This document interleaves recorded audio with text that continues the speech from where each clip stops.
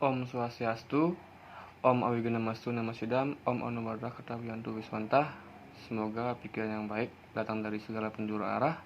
Sebelumnya, perkenalkan nama saya Kadir Juliawan dari Prodi S1 Pendidikan Geografi. Di video kali ini, saya akan membawakan sedikit dana wacana tentang sarana bunga dalam kegiatan upacara keagamaan.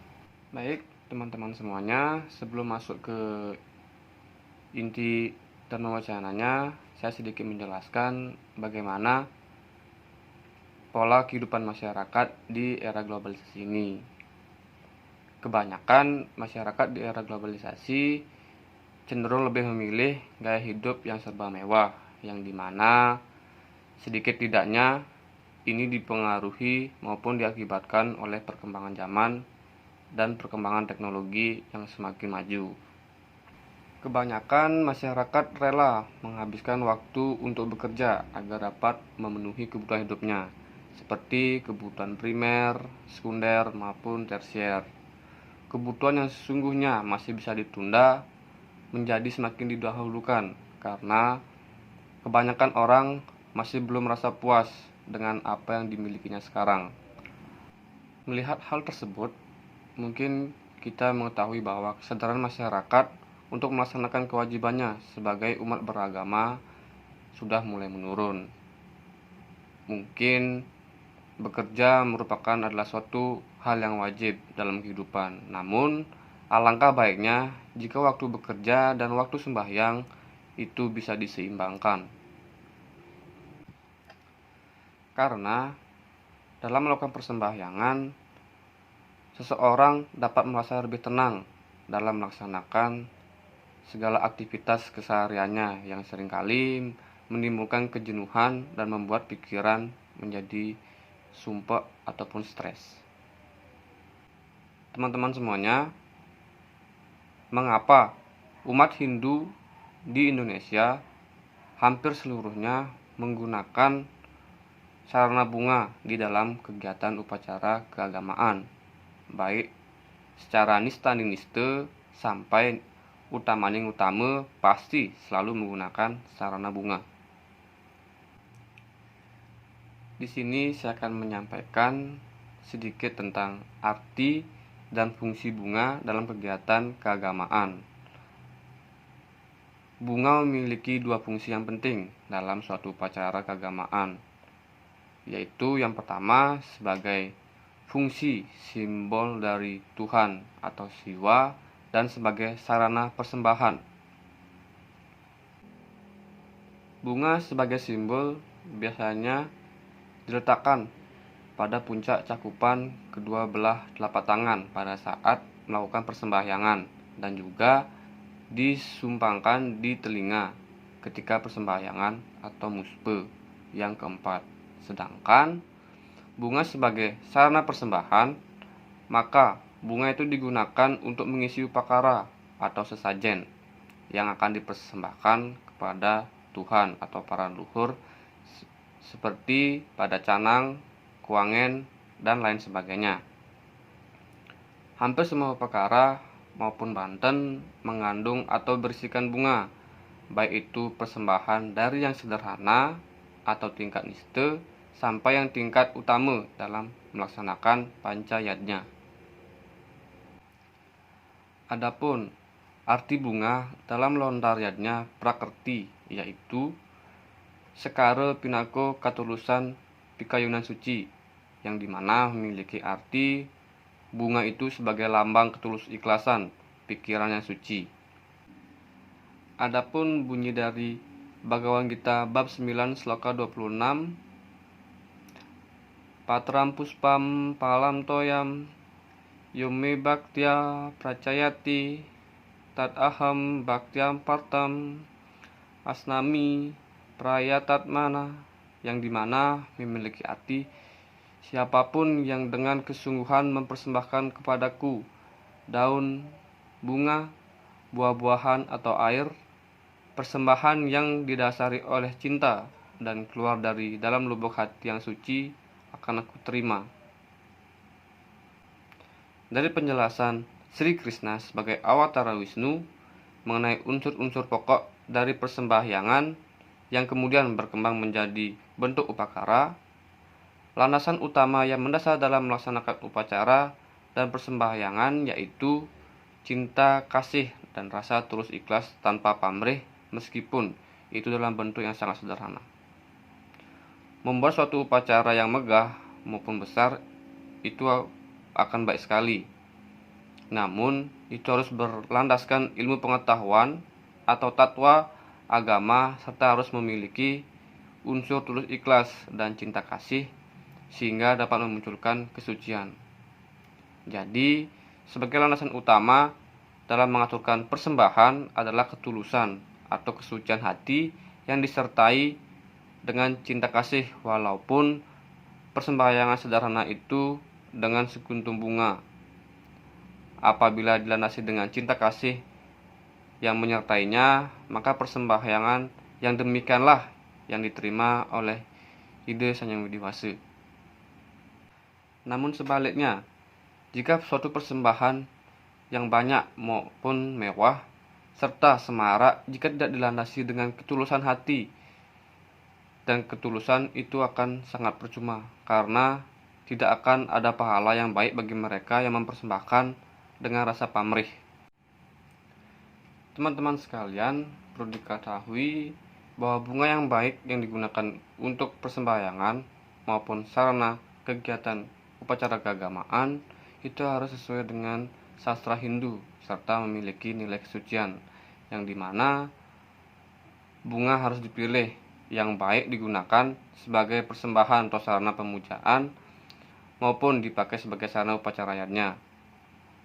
Secara umum, bunga yang baik digunakan antara lain seperti bunga yang mekar, harum, warnanya indah, yang tidak mudah layu, atau tidak kering. Terkadang kita sering melihat ada beberapa masyarakat yang membawa bunga sebagai sarana persembahyangan dalam kondisi layu maupun bentuknya sudah tidak beraturan. Terkadang mungkin itu menjadi salah satu pemikiran masyarakat dalam tanda kutip yang penting membawa bunga pada saat melaksanakan persembahyangan. Di dalam kitab Janana Siddhanta dituliskan bahwa bunga yang mekar dan wangi itu disebutkan sebagai lambang aksara suci. Kemudian, bunga yang dipentingkan sebagai lambang keagamaan adalah bunga yang mekar dan berbau wangi. Di dalam naskah Aji Janantaka menegaskan mengenai jenis bunga yang dilarang penggunaannya sebagai sarana dalam pemujaan. Sesuai naskah tersebut, jenis bunga yang dilarang seperti bunga jempiring alit, yang dimana konon mitologinya bunga ini tidak mendapat wara nugraha dan tidak mohon pengelukatan Sang Hyang Siwa sehingga mendapat kutukan untuk digunakan dalam penggunaannya sebagai sarana pemujaan kepada Hyang Widi. Adapun dalam naskah Agastya Parwa dijelaskan nihan ikan kembah tan yoga puja kena ren betara, kembah uleran, kembah rurutan inunduh, kembah semutan, kembah layuan narayan alowa mekar, kembah bunggah ring semu.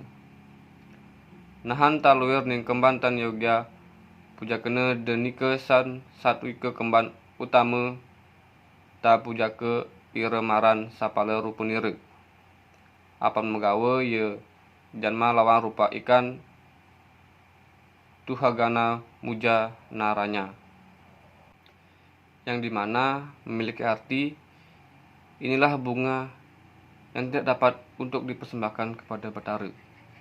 Bunga yang berulat, bunga yang gugur tanpa diguncang, bunga yang berisikan semut, bunga yang layu, yaitu bunga yang lewat masa mekarnya, bunga yang tumbuh di kuburan. Itulah beberapa bunga yang tidak patut atau tidak boleh dipergunakan supaya wajahnya sesuai dengan hal yang dipersembahkan. Dalam sumber ini juga menegaskan bahwa kekuatan bunga yang kita persembahkan sebagai sarana pemujaan. Baik, teman-teman sekalian, mungkin dari sloka maupun naskah yang saya bawakan di dalam Dharma Wacana kali ini, sedikit kurangnya teman-teman mengetahui sarana bunga yang bagaimana yang bisa teman-teman bawa pada saat melaksanakan acara keagamaan.